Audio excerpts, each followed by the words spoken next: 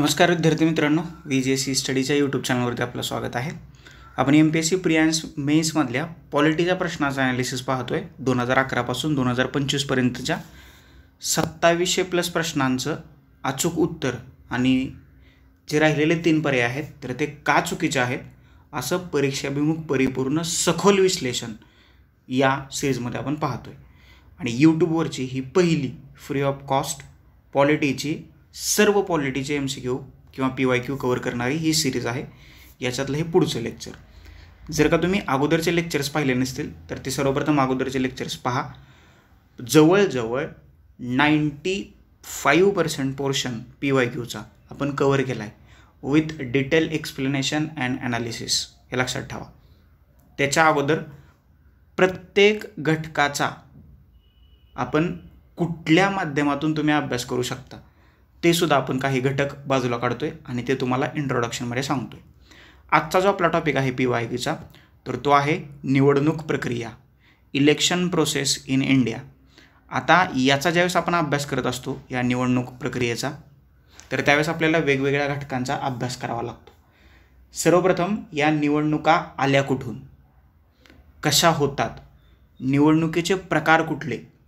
भारताच्या राज्यघटनेमध्ये भाग 15 मध्ये कलम 324 ते 329 ही जी कलमं आहेत तर ती भारतातल्या निवडणूक व्यवस्थेबद्दलच्या घटनात्मक तरतुदी आहेत.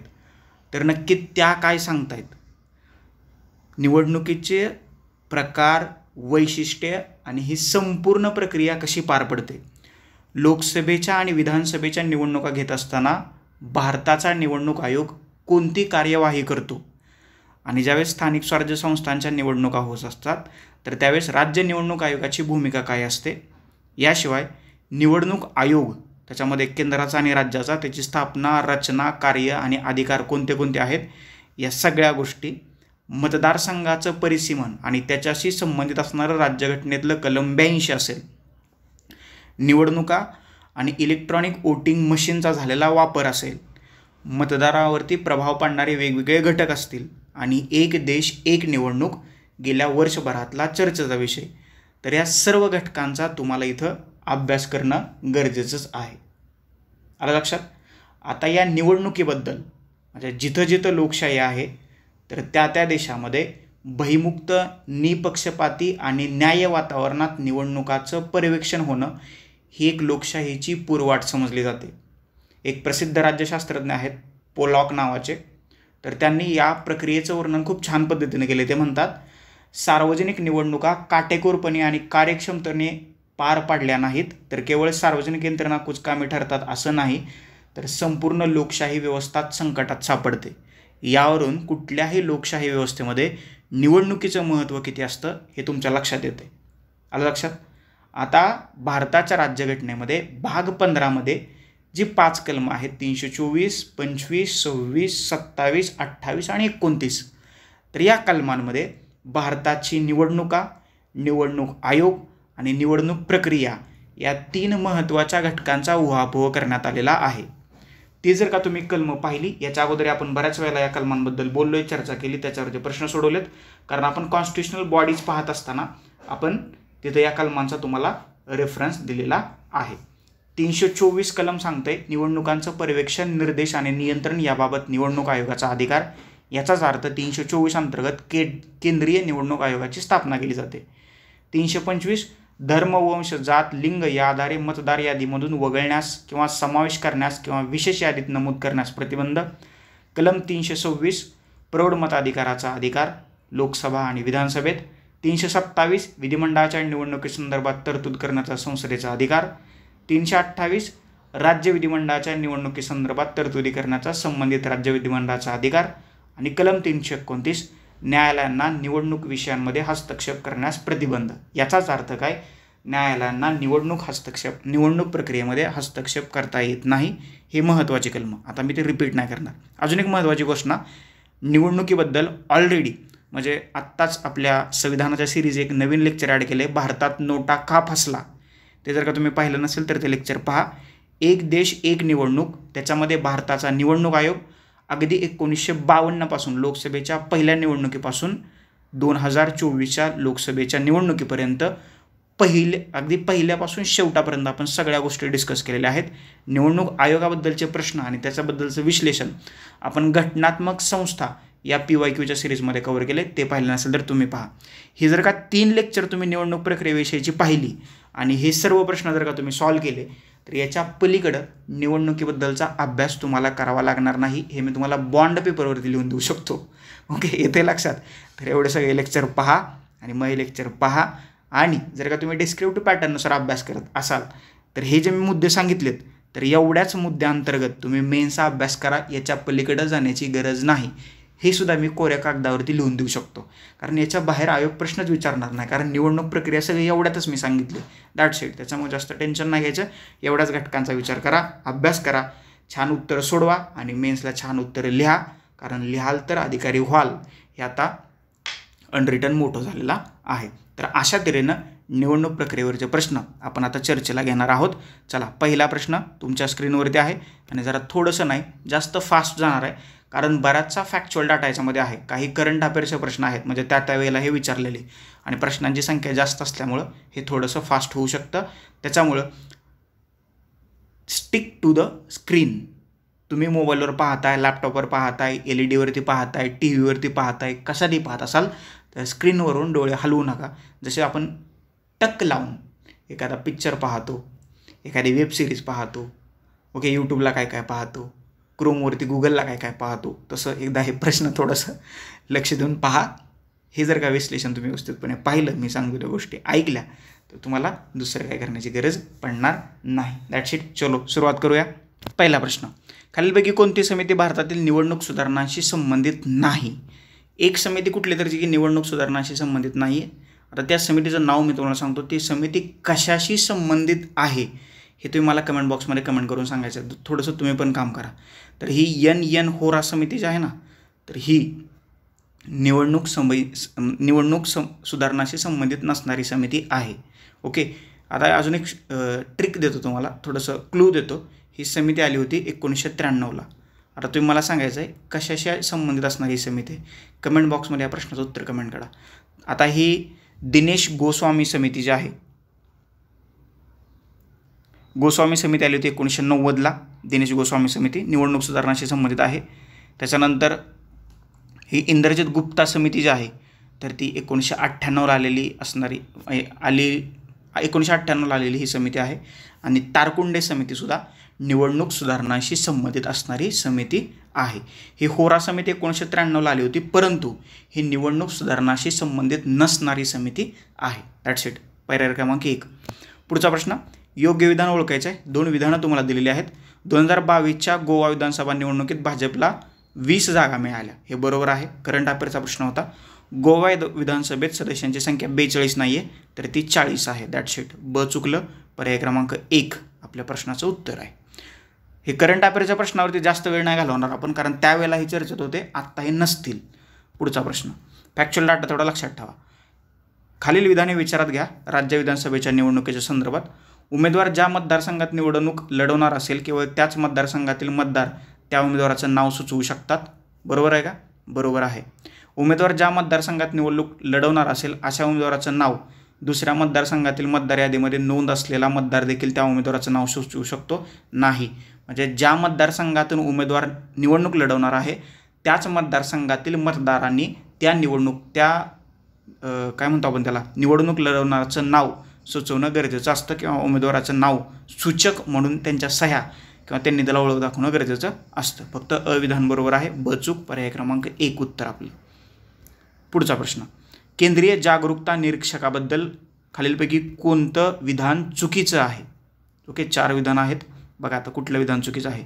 निवडणूक आयोगाने 16व्या लोकसभेत 2014मध्ये सर्वप्रथम केंद्रीय जागरूकता निरीक्षक नियुक्त केले. बरोबर आहे का? ॲब्सोल्युटली करेक्ट आहे. बरोबर आहे. केंद्रीय जागरूकता निरीक्षक लोकप्रतिनिधित्व कायदा 1951च्या प्रसारमाध्यमाशी संबंधित विविध पैलूंचे निरीक्षण करतो. बरोबर आहे का? हे सुद्धा बरोबर आहे. केंद्रीय जागरूकता निरीक्षक निवडणूक संवेदनशील मतदान केंद्रावरील निवडणूक प्रक्रियेचं निरीक्षण करतात. दिवसभर निरीक्षण ते काय करत नाही आहेत. पर्याय क्रमांक 3. पर्याय क्रमांक 4 बरोबर. तिसरं विधान चुकीचं आहे आणि तेच आपल्या प्रश्नाचं उत्तर आहे. हे प्रश्न जवळजवळ सगळे प्रश्न मुख्य परीक्षेतले आहेत. प्रीला ह्यांनी जास्त प्रश्न विचारलेले नाहीत.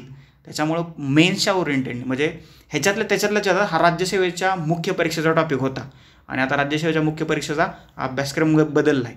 त्याच्यामुळे याच्यातले प्रश्न आले तर ते प्रीला येतील आणि जो फॅक्च्युअल डाटा आहे त्याच्यावरतीच हे प्रश्न विचारले जातील. त्याच्यामुळे थोडंसं आपण फास्ट जातोय कारण बऱ्याचशा वेळेला हा टॉपिक आपण डिस्कस केलेला आहे. योग्य कथन ओळखायचं आहे. जिल्हा निवडणूक अधिकारी हे मतदान केंद्राध्यक्ष व मतदान अधिकारी यांची नियुक्ती करतात. बरोबर आहे का? तर बरोबर आहे. केंद्रशासित बघा, जिल्ह्याचा जिल्हाधिकारी लोकसभेच्या आणि विधानसभेच्या निवडणुकीत त्या पर्टिक्युलर जिल्ह्याचा निवडणूक प्रमुख असतो, हे लक्षात ठेवा.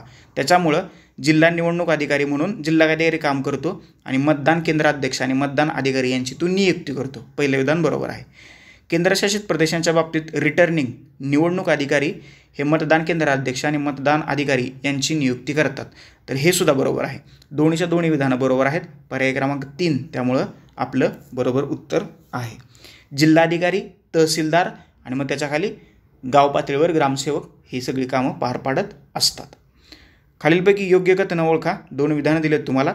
प्रत्येक मतदान केंद्र निवडणुकीच्या दिवशी किमान 8 तास खुलं असतं. बरोबर आहे, 8 तास खुलं असतं, सकाळी 7 ते संध्याकाळी 6 पर्यंत. प्रत्येक मतदारापासून 2 किलोमीटरच्या आत मतदान केंद्र असावी यासाठी निवडणूक आयोग सुनिश्चित करण्याचा प्रयत्न करतं. बरोबर आहे.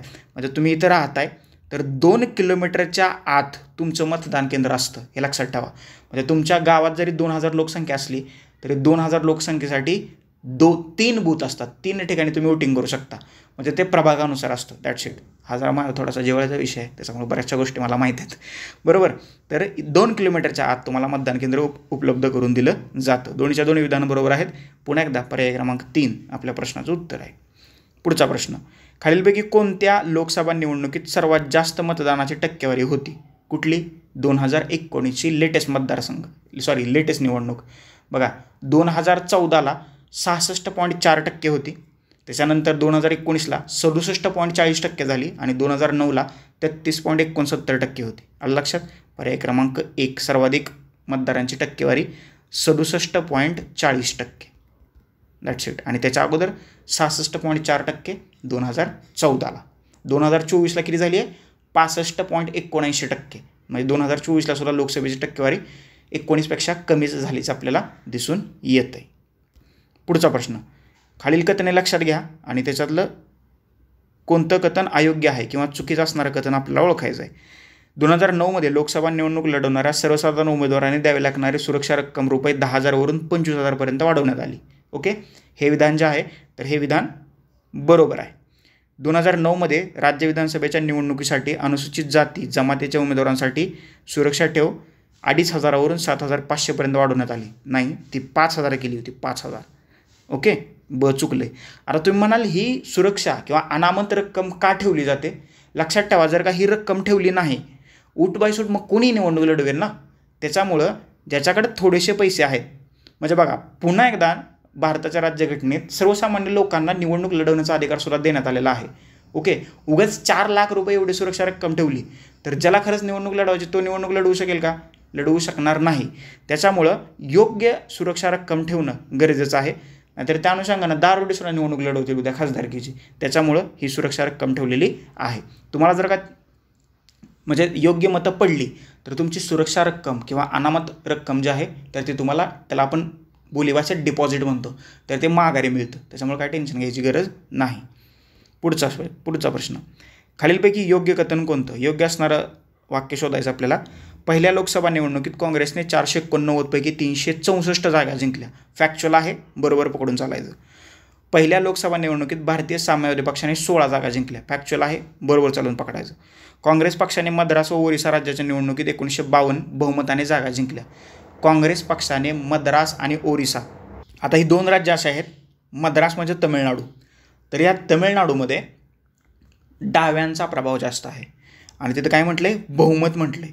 तर तिथं डाव्यांचा प्रभाव असणाऱ्या राज्यात काँग्रेसला बहुमत मिळेल का?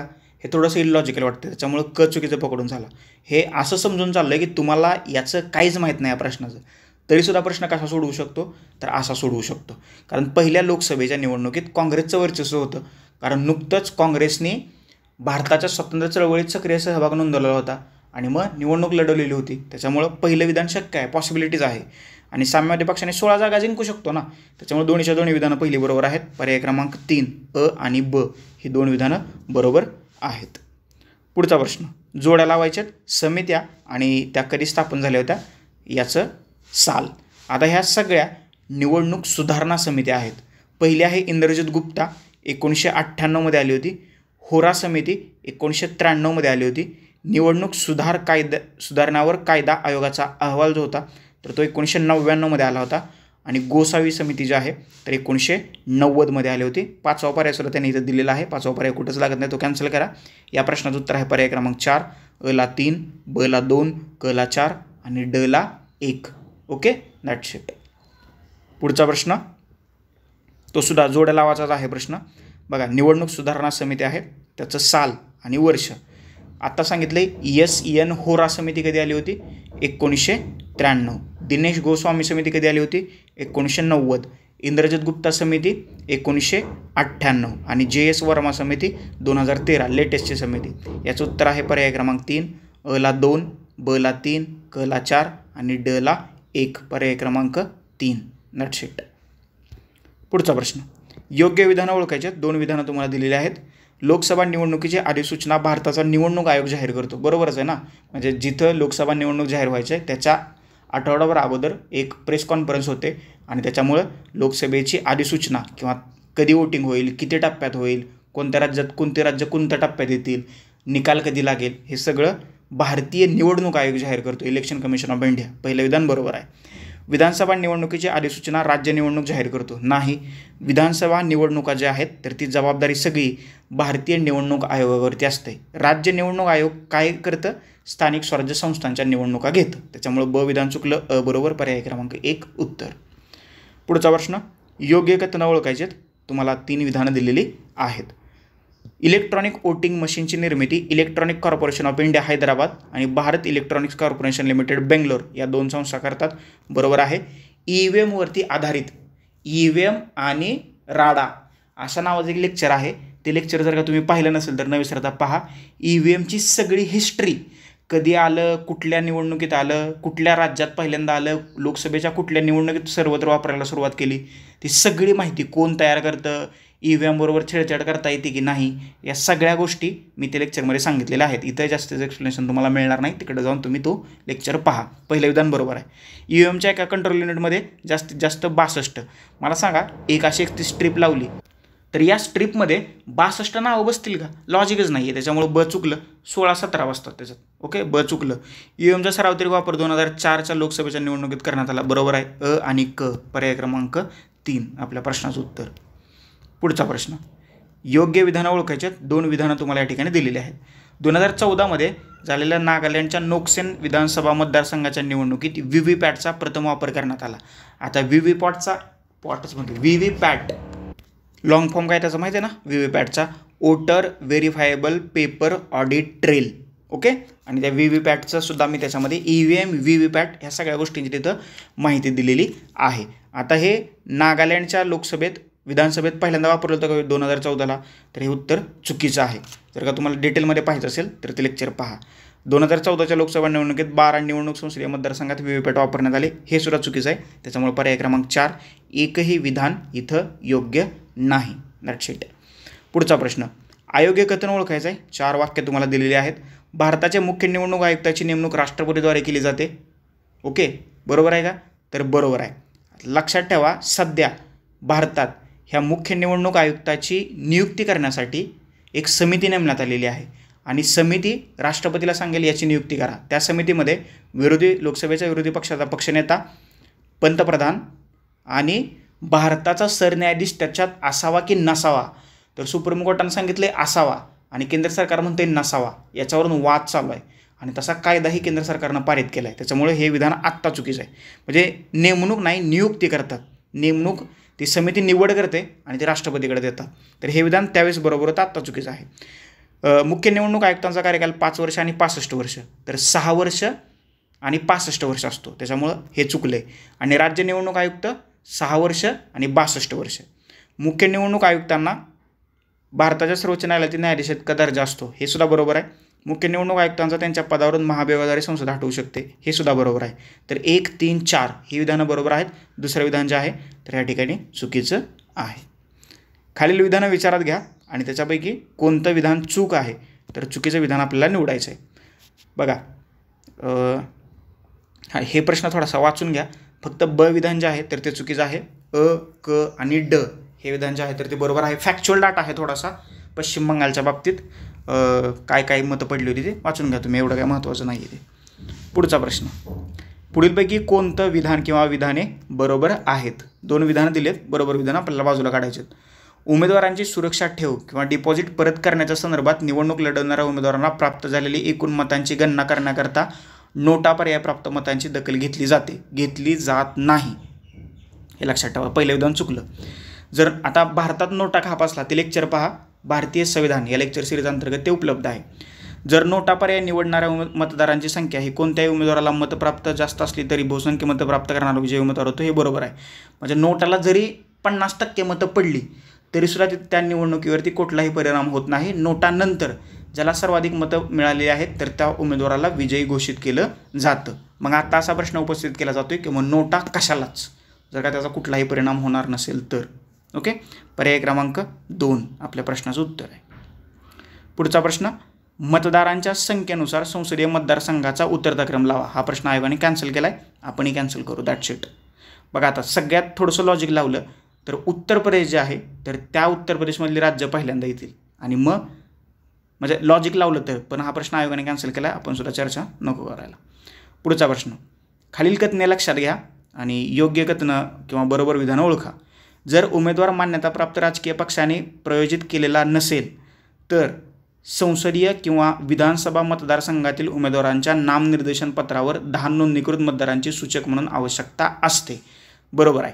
जर कुठल्याही राजकीय पक्षाने उमेदवाराला पाठिंबा दिला नसेल किंवा राजकीय पक्ष पुरस्कृत उमेदवार नसेल तर त्याला ज्या मतदारसंघातून निवडणूक लढवायची आहे तर त्या मतदारसंघातील कमीत कमी 10 मतदारांनी सूचक म्हणून तिथं सही केलेली असायला पाहिजे. मान्यताप्राप्त राजकीय पक्षाने प्रायोजित केलेल्या उमेदवाराच्या बाबतीत फक्त 2 सूचकांची आवश्यकता असते, हे विधान मात्र चुकीचं आहे. पर्याय क्रमांक 1 हे विधान बरोबर आहे. पुढचा प्रश्न, अयोग्य कथन ओळखायचं आहे. 2016चा हा प्रश्न आहे. बघा काय म्हणतंय, म्हणजे 2016च्या गोष्टींवरती आधारित प्रश्न आहे. जून 2016मध्ये 5 राज्यातील 6 जागांच्या पोटनिवडणुकीत उमेदवारांचं छायाचित्र मतपत्रिकेवर पहिल्यांदा वापरण्यात आलं. ॲब्सोल्युटली करेक्ट आहे. 6 जागांच्या पोटनिवडणुकीत उमेदवारांचं छायाचित्र जे आहे तर ते मतपत्रिकेवरती वापरण्यात आलेलं आहे. पहिलं विधान बरोबर आहे आणि तिसरं विधान बरोबर आहे. जर उमेदवार छायाचित्र प्रदान करण्यात अयशस्वी ठरला तर तो उमेदवाराचं नामांकन नाकारण्याचं कारण असू शकतं, बरोबर. आलं का लक्षात? त्याच्यामुळं अ आणि क पर्याय क्रमांक 3 आपल्या प्रश्नाचं उत्तर आहे. पुढचा प्रश्न, भारतीय निवडणूक आयोगाबाबत बरोबर असणारे विधानं शोधायची आहेत. भारतीय संविधानातील कलम 323 निवडणूक आयोगाशी संबंधित आहे. 323 नाही आहे, 324. पहिलं चुकलं. बरोबर विधान अ गेलं, त्याच्यानंतर 1 गेला, राहिला 2 आणि 4. निवडणूक आयोग त्रिसदस्य आहे, सध्या तो त्रिसदस्य आहे, ब बरोबर आहे. निवडणूक आयुक्त इतर निवडणूक आयुक्तांची नेमणूक करतात, नाही. हे सुद्धा नेमणूक जे आहे तर ते राष्ट्रपतीकडून केली जाते, क सुद्धा चुकीचं, ब बरोबर आहे. पर्याय क्रमांक 2 आपल्या प्रश्नाचं उत्तर आहे. आता जर का याचं तुम्हाला डिटेल एक्सप्लेनेशन पाहिजे असेल तर निवडणूक आयोग किंवा घटनात्मक संस्था याच्यावरची जे लेक्चर सिरीज आपण घेतली तर तिथं हे लेक्चर न विसरता पहा. पुढचा प्रश्न, अयोग्य कथन ओळखायचं आहे. 4 विधानं तुम्हाला दिलेली आहेत. फॅक्च्युअल डाटा आहे. या प्रश्नाचं डायरेक्ट तुम्हाला उत्तर सांगतो, तुम्ही एकदा वाचून घ्या. या प्रश्नाचं उत्तर आहे अयोग्य कथन. याचं उत्तर आहे पर्याय क्रमांक 2. हे चुकीचं आहे. बाकीचं पर्याय क्रमांक 1, 3 आणि 4 ही 3 विधानं बरोबर आहेत. That's it. पुढचा प्रश्न, अयोग्य कथन ओळखायचं आहे. पुन्हा एकदा, भारताच्या निवडणूक आयोगाने 2000 साली त्यांचा सुवर्ण महोत्सव साजरा केला. अयोग्य असणारं विधान ओळखायचं आहे. ओके, हे विधान पहिलं चुकीचं आहे. निवडणूक आयोगाची स्थापना 25 जानेवारी 1950ला झाली, तर त्यावेळेसपासून सुवर्ण महोत्सव कधी सेलिब्रेट होते ते तुम्ही एकदा कॅल्क्युलेट करून ते वर्ष काढा. भारताचा निवडणूक आयोग ही स्थायी संविधानिक संस्था आहे, बरोबर आहे, कारण कलम 324 निवडणूक आयोगाच्या स्थापनेची तरतूद करत आहे.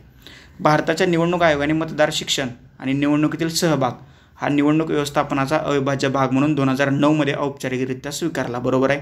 सुनील अरोरा हे भारताचे 23वे मुख्य निवडणूक आयुक्त होते, हे सुद्धा बरोबर आहे. पहिला फक्त पर्याय चुकीचा आहे आणि तेच आपल्या प्रश्नाचं उत्तर आहे. पुढचा प्रश्न, खालील कथने लक्षात घ्या आणि योग्य असणारं उदाहरण आपल्याला निवडायचं आहे. व्हीव्हीपॅटचा अर्थ वोटर व्हेरिफायबल पेपर ऑडिट ट्रेल असा आहे. पहिलं विधान बरोबर आहे. व्हीव्हीपॅट स्लिपमध्ये उमेदवाराचा अनुक्रमांक, नाव व चिन्ह यांचा समावेश होतो. बरोबर आहे. व्हीव्हीपॅट स्लिप ही पारदर्शक खिडकीमधून 5 सेकंदापर्यंत तुम्हाला पाहता येऊ शकते.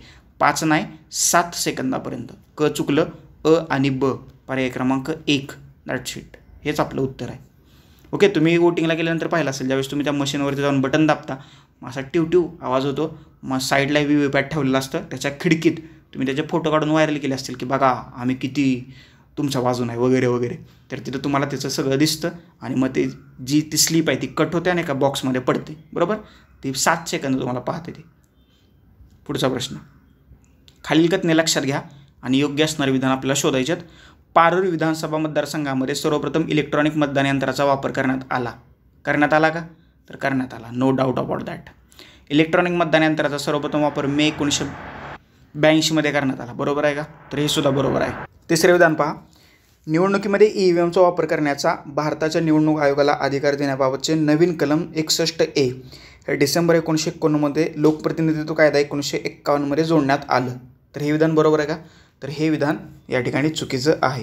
अ आणि ब हे 2 पर्याय बरोबर आहेत. पर्याय क्रमांक 1 जे आहे तर ते आपल्या प्रश्नाचं अचूक उत्तर आहे. That's it.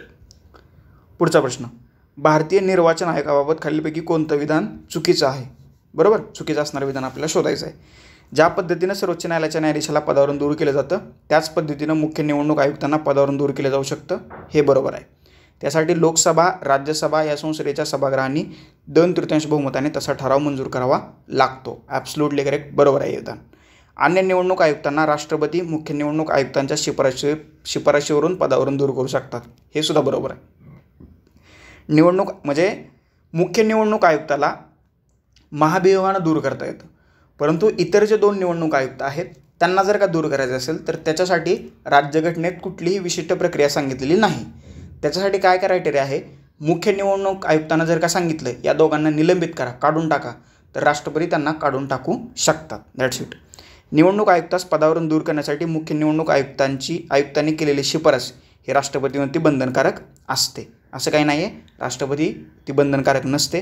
राष्ट्रपती त्याची चौकशीसुद्धा पुन्हा करायला सांगू शकतात. पर्याय क्रमांक 3 चुकीचं विधान आहे. पुढचा प्रश्न, प्रौढ मताधिकाराशी संबंधित भारतीय राज्यघटनेतील कलम 61 कोणत्या घटनादुरुस्तीद्वारे दुरुस्त करण्यात आलं? कुठली प्रश्न अजून एकदा वाचतो, जरा थोडंसं माझं जम्बलिंग झालं. प्रौढ मताधिकाराशी संबंधित भारतीय संविधानातील कोणतं कलम 61व्या घटनादुरुस्तीद्वारे दुरुस्त करण्यात आलं? कुठलं? कलम 326. पर्याय क्रमांक 3. 61वी घटनादुरुस्ती की जी 1989ला करण्यात आली होती. या घटनादुरुस्तीनं मतदान करण्याचं जे वय होतं तर ते 21 वरून 18 करण्यात आलं. आणि मग ऑक्टोबर 1989 निवडणूक आयोग जो आहे तर तो 3 सदस्यीय करण्यात आला. 3 म्हणजे अजून 2 सदस्य तिथं वाढवले कारण मतदारांची संख्या वाढली. बरोबर. चलो पुढचा प्रश्न, खालीलपैकी कोणतं विधान बरोबर आहे? बरोबर असणारं विधान आपल्याला ओळखायचं आहे. बघा डायरेक्ट याचं उत्तर मी तुम्हाला सांगतो. याच्यातलं एकही विधान बरोबर नाही. That's it. सगळे विधानं या ठिकाणी चुकीची आहेत. एकदा वाचून घ्या काय विधानं चुकीची आहेत. मुख्यतः प्रश्न आहे, रिपीट नाही होणार. लोकसभा आणि राज्य विधानसभेच्या निवडणुकीतील सुरक्षा अनामत किंवा सिक्युरिटी डिपॉझिट बाबत खालीलपैकी कोणतं विधान चुकीचं आहे? चुकीचं असणारं विधान आपल्याला ओळखायचं आहे. बघा एकही विधान चुकीचं नाही, सगळे विधानं बरोबर आहेत. जर उमेदवारास एकूण वैध मतांपैकी 1/6पेक्षा कमी मतं मिळाल्यास त्याची सुरक्षा रक्कम जप्त होते. म्हणजेच काय, ती परत मिळत नाही आहे. बरोबर आहे. जर उमेदवार निवडणूक जिंकला परंतु त्यास एकूण वैध मतांपैकी 1/6 मतं मिळू शकली नसतील तर त्याची सुरक्षा अनामत परत दिली जाते. बरोबर आहे का? तर बरोबर आहे. जर उमेदवारास एकूण वैध मतांपैकी तंतोतंत एक्झॅक्टली 1/6 मतं मिळाली तरी त्याची सुरक्षा अनामत रक्कम जप्त केली जाते. म्हणजे बघा तुम्ही निवडून आलाय परंतु तुम्हाला 1/6 मतं मिळाली नाहीत तरीसुद्धा तुमचं डिपॉझिट तुम्हाला परत मिळतं कारण तुम्ही निवडून आलात, हे लक्षात ठेवा. आणि एक्झॅक्ट तुम्हाला 1/6 मतं मिळाली तरीसुद्धा तुमची रक्कम जप्त केली जाते, हे लक्षात ठेवा. That's it. त्याच्यामुळे निवडणूक लढवताना पुढचा प्रश्न, महाराष्ट्रातील कोणत्या राजकीय पक्षाचं नाव विचारले त्यांनी. राजकीय पक्षाचं नाव घेण्यात मला काही इंटरेस्ट नाही. प्रश्न वाचा. या प्रश्नाचं उत्तर आहे पर्याय क्रमांक 3 राष्ट्रवादी काँग्रेस पक्ष. भारतातला कुठलाच राष्ट्रीय पक्ष धुतल्या तांदळासारखा नाही आहे.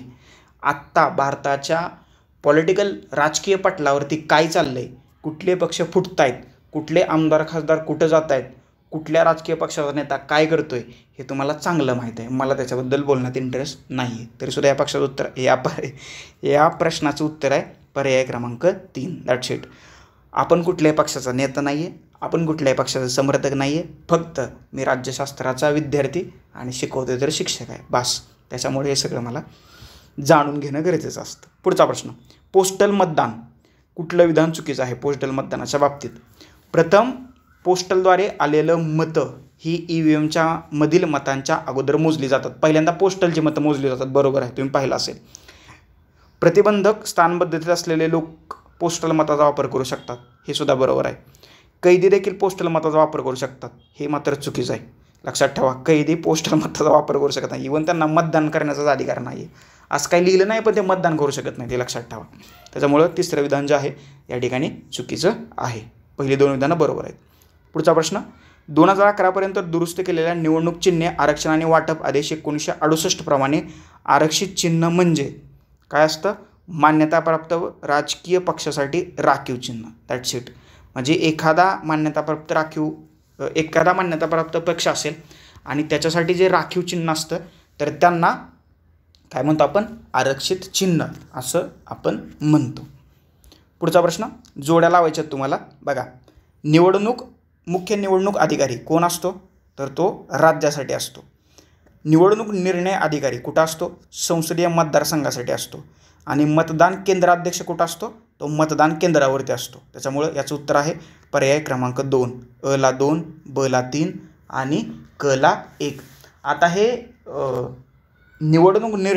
निवडणुकीसंबंधी जे अधिकारी जे असतात तर त्याच्याबद्दल मी तुम्हाला थोडक्यात माहिती देतो.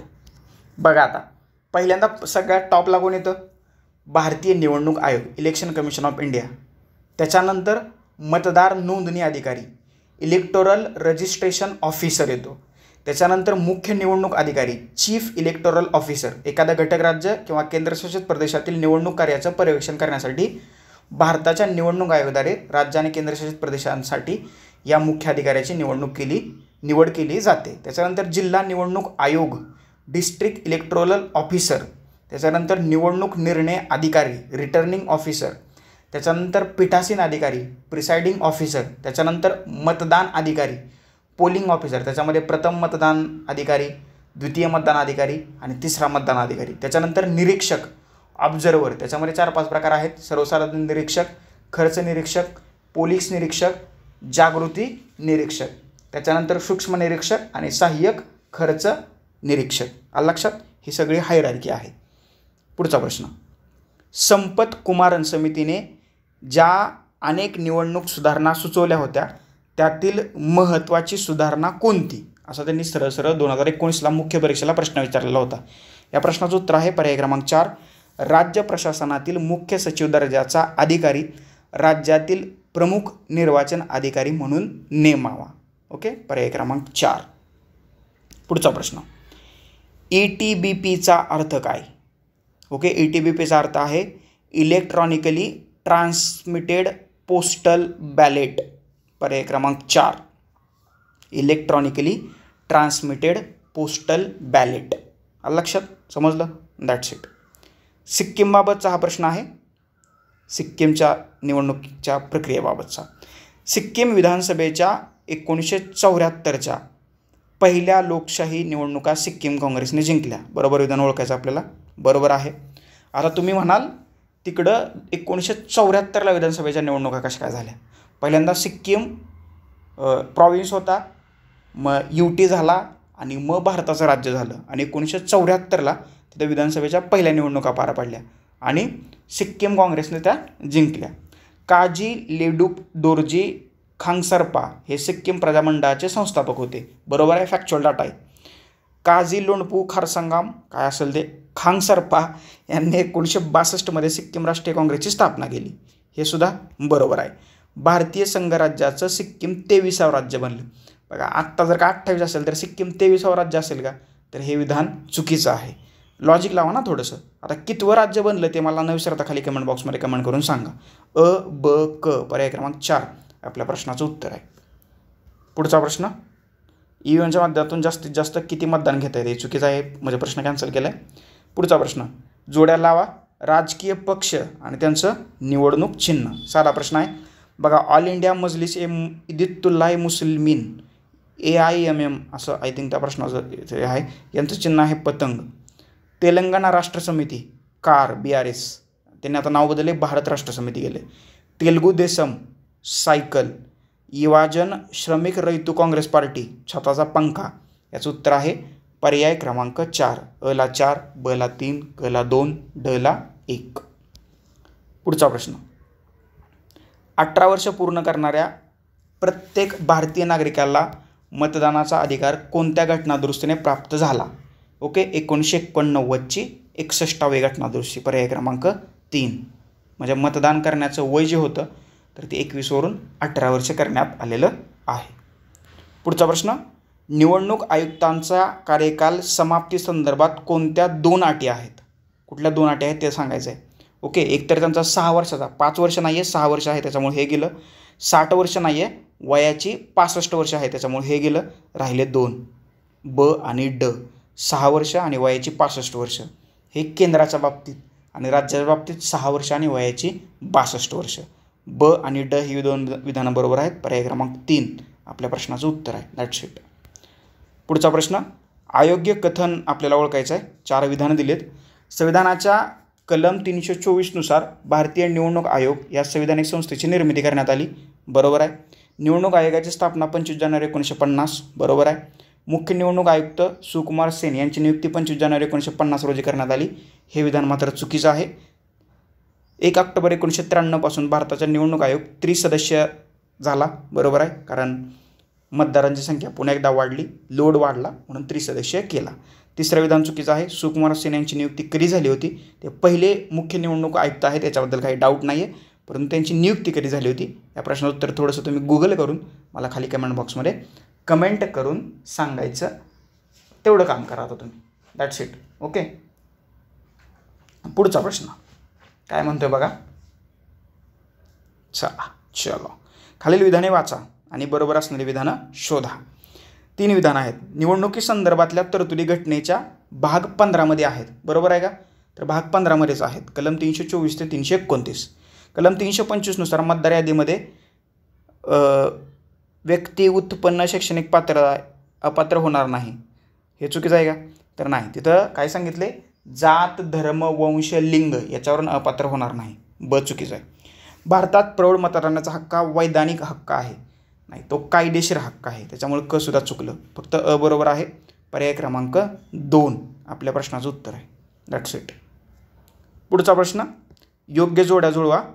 आता हे थोडासा किचकट प्रश्न आहे, याचा मी तुम्हाला डायरेक्ट उत्तर सांगतो. फॉर्म आणि व्यक्ती त्याच्याशी संबंधित असणारी व्यक्ती वोटिंग करण्याच्या बाबतीत हा प्रश्न आहे.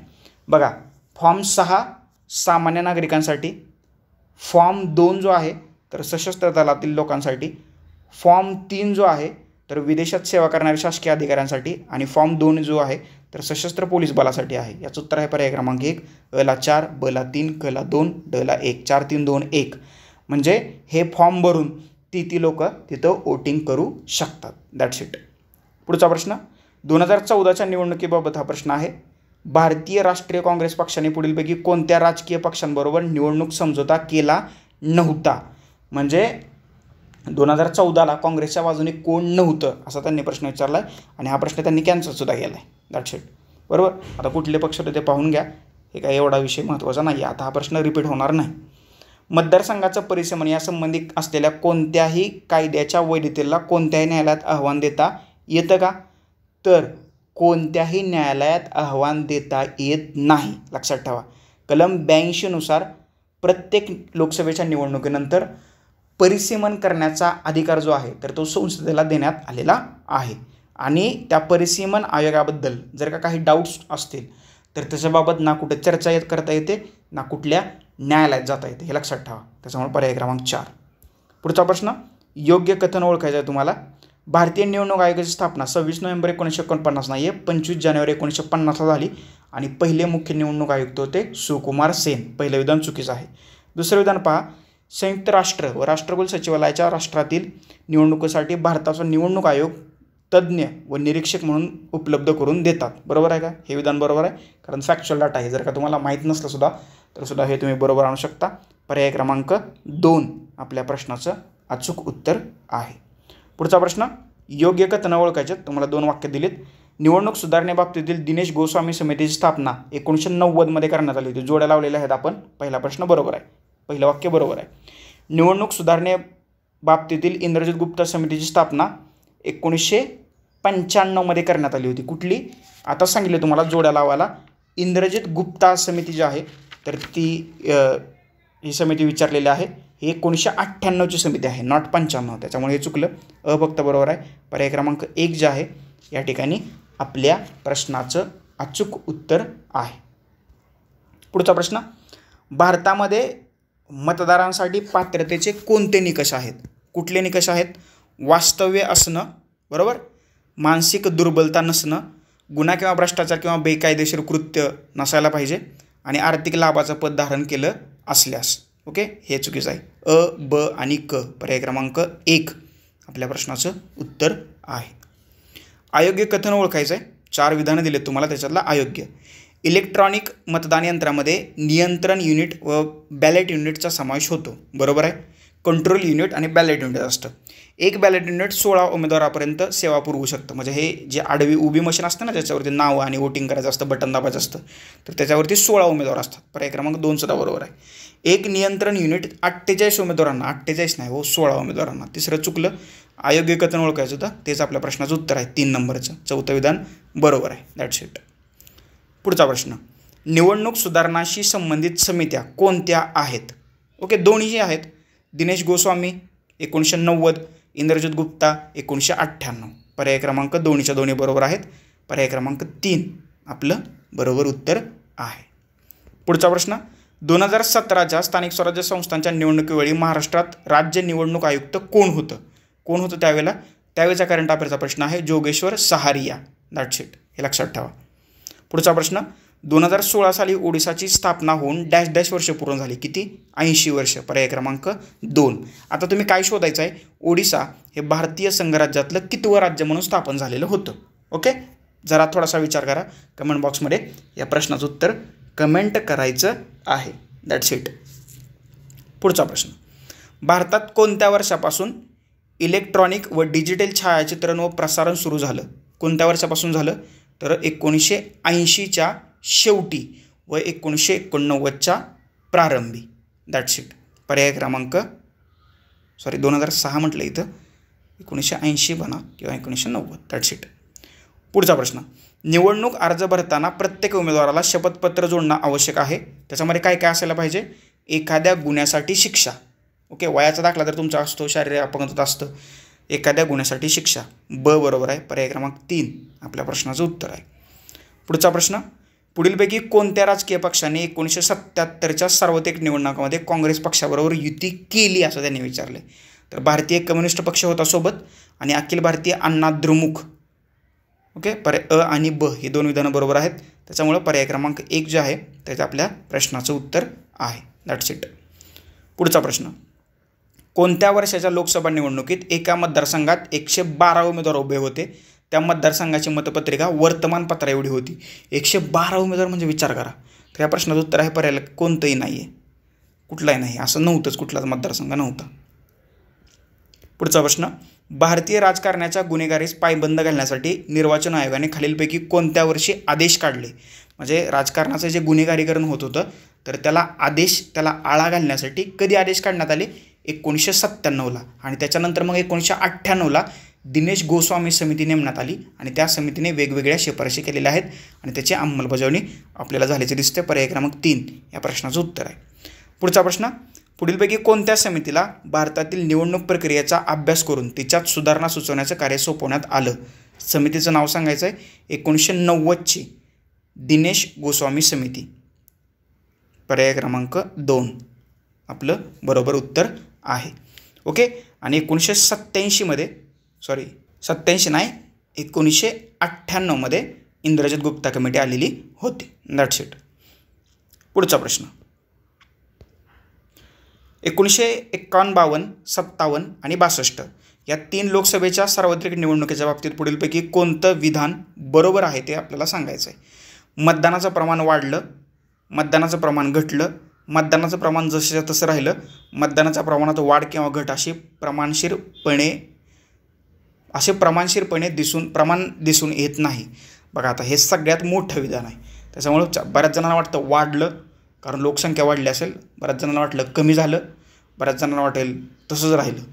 तर ह्या 1989 पर्यंत म्हणजे 61वी घटना दुरुस्ती करेपर्यंत मतदारात म्हणजे वय कमी केलं ना, त्यामुळे मतदारांची संख्या वाढली. पर्याय क्रमांक 4 आपल्या प्रश्नाचं उत्तर आहे. पुढचा प्रश्न इलेक्ट्रॉनिक वोटिंग मशीन व बॅलेटवर वरीलपैकी कोणीही नाही नोटा या बटनाची सुरुवात कोणत्या वर्षी करण्यात आली. याच्याबद्दल सुद्धा मी लेक्चर घेतलेलं आहे. 2013 करण्यात आली आणि नोटा वापरणं महाराष्ट्र पहिलं राज्य ठरतं आहे. बरोबर. पुढचा प्रश्न खालील राज्यापैकी कोणत्या राज्यामध्ये भारतीय निवडणूक आयोगाने ठरवू दिलेले निकष पूर्ण करणारा एकही प्रादेशिक पक्ष नाही आहे. तर याचं उत्तर आहे राजस्थान. लक्षात ठेवा राजस्थानमध्ये अजूनही एकही प्रादेशिक पक्ष नाही आहे. तिकडं भाजप आणि काँग्रेस हे 2 राष्ट्रीय पक्षच काम करतात. ओके, ही बघा किती इंटरेस्टिंग गोष्ट आहे. ओके.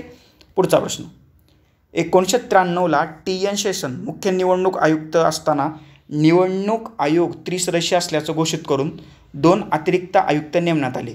तर ते दुसरे 2 अतिरिक्त आयुक्त कोण होते. तर पहिले होते MS गिल आणि दुसरे होते DVG कृष्णमूर्ती. ओके. आणि तिसरे होते TN शेषन. म्हणजे TN शेषन मुख्य निवडणूक आयुक्त होते आणि इतर जे 2 आयुक्त होते त्याच्यामध्ये गिल आणि कृष्णमूर्ती ही 2 नावं आहेत. त्याच्यामुळं अ आणि क ही 2 विधानं बरोबर आहेत. पर्याय क्रमांक 2 जे आहे तर आपल्या प्रश्नाचं अचूक उत्तर आहे. पुढचा प्रश्न आचारसंहितेतील या नियमांच्या कठोर अंमलबजावणीमुळे भारतातील निवडणुकीचे पार रंगरूपच पालटून गेले. कशामुळं रंगरूप पालटून गेले. इमारतीच्या भिंतीवर पोस्टर लावू नये व भिंती रंगवू नये हे नियम केलेला आहे. वाहनावर ध्वनिवर्धक यंत्र लावून प्रचार करू नये हा सुद्धा नियम केलेला आहे. सरकारी यंत्रणांचा व वाहनाचा प्रचारासाठी वापर करू नये. म्हणजे हे आता करतात लोक. अ आणि क हे 2 पर्याय योग्य आहेत. पर्याय क्रमांक 1 जे आहे तर ते आपल्या प्रश्नाचं उत्तर आहे. That's it. त्याच्यानंतर अशा रीतीनं हे जे प्रश्न आहेत तर तिथं संपलेले आहेत. राहिलेले प्रश्न जे आहेत तर ते आपण दुसऱ्या भागात पाहूया. कारण प्रश्न जास्त होत आहेत. जास्त मोठं लेक्चर झालं तर तुम्ही पाहत नाही आहे. त्याच्यामुळं राहिलेले प्रश्न आपण दुसऱ्या पार्ट 2 पाहूया. निवडणूक यंत्रणा भाग 2 राहिलेल्या प्रश्नाचं विश्लेषण आपण करूया. लेक्चर कसं वाटलं तोपर्यंत मला खाली नक्की कमेंट बॉक्समध्ये कमेंट्स करून सांगा. तुमचे काही डाऊट क्वेरीज क्वेश्चन्स सजेशन असतील तर ते कमेंट करा की जेणेकरून मला ते दुसऱ्या पार्टमध्ये कव्हर करता येतील. आवडला असेल तर लेक्चर लाईक करा, जास्तीत जास्त लोकांपर्यंत शेअर करा. VJS E-स्टडी हा ऑनलाईन लर्निंग प्लॅटफॉर्म सध्या 5 सोशल मीडियावरती उपलब्ध आहे. त्या 5ही सोशल मीडियाचं लिंक्स तुम्हाला डिस्क्रिप्शन बॉक्समध्ये खाली दिलेले आहेत. त्या लिंकवरती क्लिक करा आणि VJS E-स्टडी या ऑनलाईन लर्निंग प्लॅटफॉर्मला जॉईन व्हा. तुर्तास आता आपण इथं थांबूया. Thank you so much. धन्यवाद मित्रांनो. नेक्स्ट भाग 2 आपण भेटूयाच.